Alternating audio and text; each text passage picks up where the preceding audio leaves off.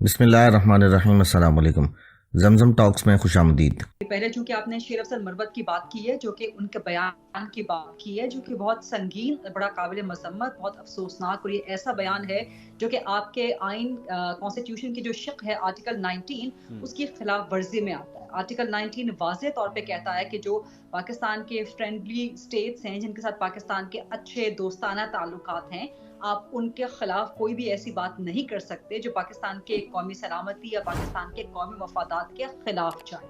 شیر افضل مروت صاحب سے میں نے بہت سے لوگوں نے شاید وہ مس کر دیا اس انٹرویو کا وہ حصہ یا کلپ کا وہ حصہ، کیونکہ سب لوگوں کی توجہ چلی گئی کہ اوہ ہو اتنا بڑا الزام، اتنا سنگین الزام۔ لیکن میں نے اس انٹرویو کے دوران بھی ان سے پوچھا کہ آپ یا پی ٹی آئی ایسا کیوں سوچتے ہیں، آپ یہ الزام کیوں لگا رہے ہیں، آپ یا پی ٹی آئی؟ تو کہیں پر بھی انہوں نے ڈینائی نہیں کیا کہ جی میری سوچ ہے، میری ذاتی رائے ہے، یہ پی ٹی آئی کی رائے نہیں ہے، یہ پی ٹی آئی کی سوچ یا پی ٹی آئی کی پالیسی نہیں ہے۔ ہم سب بلاتے ہیں تو ہم ان سے کوئی ذاتی حیثیت میں نہیں بلا رہے ہوتے، ہم نے ان سے کوئی کھانا پکانے کی ترکیبیں یا ان کا دن کیسا گزرا یہ نہیں ہم نے پوچھنا ہوتا، ہم نے ان سے پارٹی کی پالیسی اور جو چیزیں ہیں اس کے حوالے سے ہی سوالات کرنے ہیں۔ اور میں نے انٹروڈکشن ہی شیر افضل مروت کا یہ کروایا کہ جی پی ٹی آئی کے رہنما ہیں اور پبلک اکاؤنٹس کمیٹی کے نامزد لیڈر ہیں پاکستان تحریک انصاف کی جانب سے۔ دوسرا آپ نے یہ بھی سوال کیا کہ انٹرویو کے بعد کوئی بات ہوئی، بالکل میری بات ہوئی، لیکن چونکہ میری ذاتی یا صحافتی اخلاقیات نہیں الاؤ کرتی، کیونکہ آپ بریک کے دوران بھی گفتگو کر رہے ہوتے ہیں، پروگرام کے بعد بھی، پروگرام سے پہلے بھی، تو وہ آف دا ریکارڈ ہوتی ہے۔ شیر افضل مروت تو اپنے بیان پہ قائم ہے، پبلکلی اپنے بیان پہ قائم ہے، وہ بیانات دے رہے ہیں، میڈیا سے بات کر رہے ہیں، وہ کہہ رہے ہیں میں اپنے بیان پہ قائم ہوں جو میرے پروگرام میں انہوں نے بات کی، تو اس میں دو رائے تو ہے ہی نہیں نا کہ وہ کہیں یو ٹرن لینا چاہ رہے ہوں یا وہ کوئی سیکنڈ تھاٹ کا شکار ہو، کوئی ریمورس ہو، کوئی اور چیز، کوئی ایکسپلینیشن وہ دینا چاہ رہے ہوں، وہ کچھ نہیں، وہ اپنی ٹویٹس میں کہہ چکے ہیں کہ میں اپنے بیان پہ قائم ہوں۔ تو شیر افضل صاحب تو اپنے بیان پہ قائم ہیں مستقل، اور یہ اتنا ڈیمیجنگ بیان ہے، میرا خیال ہے کہ اس پہ حکومت کو ضرور کارروائی کرنی چاہیے، بیکاز ہم پہلے بھی دیکھ چکے ہیں کہ اسی قسم کے بیانات آتے رہے پاکستان تحریک انصاف کی قیادت کی جانب سے، اور ان کے دور حکومت میں بھی آپ کو یاد ہوگا یا شاید نہ یاد ہو، تو میں ذرا آپ کے ویورز کے ریمائنڈر کے لیے، ان کے ریجوائنڈر کے لیے بتا دوں کہ رٹز کارلٹن میں ملاقات ہونی تھی عمران خان کی، اس وقت وزیر اعظم تھے، کراؤن پرنس محمد بن سلمان کے ساتھ۔ سو ایم بی ایس کو کسی وجہ سے تاخیر ہو گئی، ان کی مصروفیات ہوں گی یا کوئی اور وجہ ہوگی، وہ کھانے کی میز پہ ذرا کچھ دیر بعد پہنچے، تو وہ چند لمحات کی دیر تھی، یہ دیر سے بیر ہو جاتی ہے، ہمیں معلوم ہے جب سربراہان کی آپس میں ملاقات ہوتی ہے۔ سو ان کی چند لمحات کی دیر، اور وزیر اعظم عمران خان جو کہ اس وقت وزیر اعظم تھے، ان کو اتنی ناگوار گزری کہ انہوں نے کھانے کی میز پہ بیٹھ کے ایم بی ایس کے خلاف تقریر کر ڈالی۔ اب آپ امیجن کر سکتے ہیں کہ آپ باہر موجود ہیں، سٹاف سارا آپ کے ساتھ موجود ہے، ایمبیسی کے لوگ موجود ہوتے ہیں، اسی ہوٹل میں سعودی سٹاف ٹھہرا ہوا ہے، شاہی خاندان کے لوگ، جو شاہی کیبنٹ کے لوگ ہیں وہ سب ٹھہرے ہوئے ہیں، ہر طرف بگنگ ہو رہی ہوتی ہے اس قسم کے ہوٹلز میں، آپ کسی دیوار کے ساتھ بھی بات نہیں کر سکتے، اور آپ ایک اوپن ایریا میں آپ کھانے کی ٹیبل پہ بیٹھ کے کراؤن پرنس کے خلاف تقریر کر رہے ہیں۔ سو اس کے بعد ہوا یہ کہ وہ ظاہر تقریر پہنچ گئی، وہ بات پہنچ گئی کراؤن پرنس کی طرف، اور وہ ملاقات جو ہے خطرے میں پڑ گئی، پاکستان کے خارجہ تعلقات جو ہیں وہ خطرے میں پڑ گئے، اور اس وقت سب کے ہاتھ پاؤں پھول گئے، سارا سٹاف جو ہے وہ اس کو پسینے چھوٹ گئے، ان کی دوڑیں لگ گئیں کہ اب کریں تو کیا کریں، ایمبیسی کی دوڑیں لگ گئی۔ سو الٹیمیٹلی ان کو یہ سوجھا کہ پاکستان میں اس وقت کے آرمی چیف جنرل باجوہ سے ریکویسٹ کی جائے، سو ریکویسٹ کی گئی کہ جی سانو بچا لو، ہن کچھ کرو، کچھ درمیان میں آپ میڈیٹ کریں وغیرہ وغیرہ۔ تو جنرل باجوہ نے پھر میڈیٹ کیا اور بات کی کراؤن پرنس کے ساتھ، ان کے سٹاف کے ساتھ، ان کے لوگوں کے ساتھ،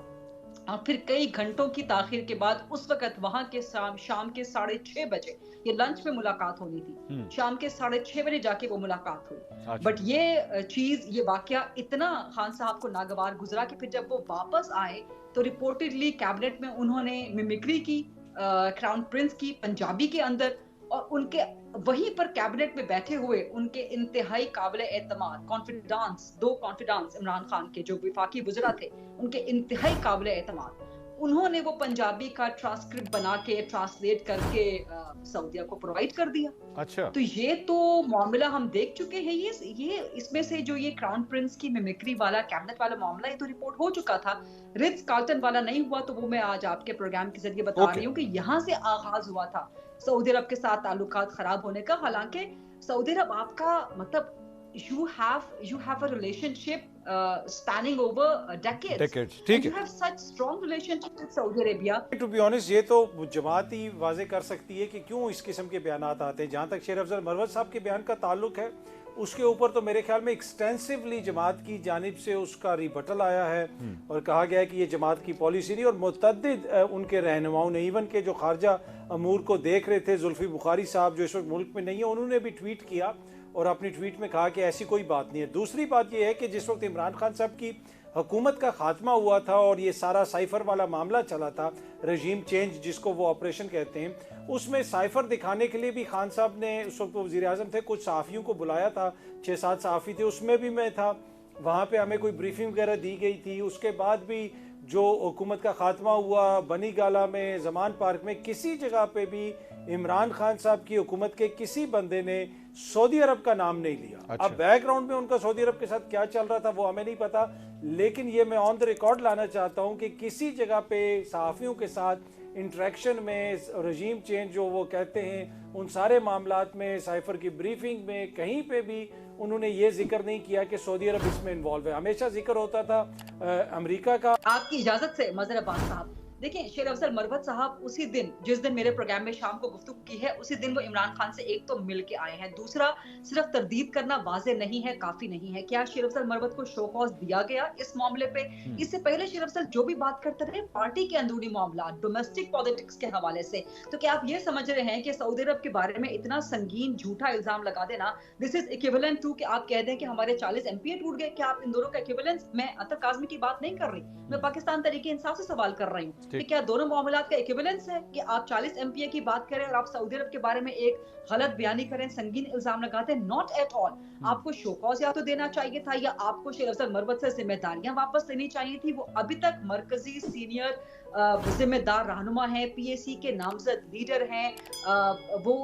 قومی اسمبلی کے فرنٹ روز میں بیٹھتے ہیں. ضمنی الیکشن کی کیمپین ان کو سونپی ہوئی ہے ابھی تک پنجاب ان کو سونپ دیا گیا ہے تو اس کا مطلب ہے کہ وہ ابھی تک پاکستان تحریک انصاف کے ہر دل عزیز ہر دل دادا اور ان کے سیلیبریٹڈ اور ان کے سینٹرل سپوکس پرسن بھی ہیں اور ان کی سوچ پارٹی پالیسی سے کہیں نہ کہیں مماثلت رکھتی ہے. یا تو آپ سنجیدہ ہیں تو آپ ایک شو کاز نوٹس دیں کارروائی کریں کیونکہ یا تو آپ یہ سمجھ رہے ہیں کہ ڈومیسٹک پالیٹکس پہ کمنٹ کر دینا اور پاکستان کے نیشنل انٹرسٹ پہ کمنٹ کر دینا اور اس کی ٹائمنگ آپ دیکھ لیں یہ دونوں ایکول ہیں ہمارے لیے ہم ان دونوں کو برابر سمجھتے ہیں ہمارے لیے. اور دوسری صرف ایک لاسٹ کمنٹ کہ عمران خان صاحب سے صحافی ملنے جاتے ہیں ٹھیک ہے اب جب آئندہ صحافی ملنے جائے مجھے توقع ہوگی کوئی صحافی ان سے یہ سوال کرے کہ کیا وہ ایسا سمجھتے ہیں کہ نہیں سمجھتے. میرا خیال ہے کہ یہ سب وہ لوگ ہیں آپ نے خود بھی کہہ دیا کہ جو پارلیمان سے باہر ہے کہ جو اس وقت پارلیمان میں بھی نہیں آ سکے حکومتوں میں بھی ان کو کوئی ذمہ داری نہیں مل سکی. رانا ثناء اللہ صاحب ان کا یہ موقف ہے فیصل آباد سے مسلم لیگ نون کے تمام بڑے بڑے لوگوں کا یہی موقف ہے لیڈرز کا جو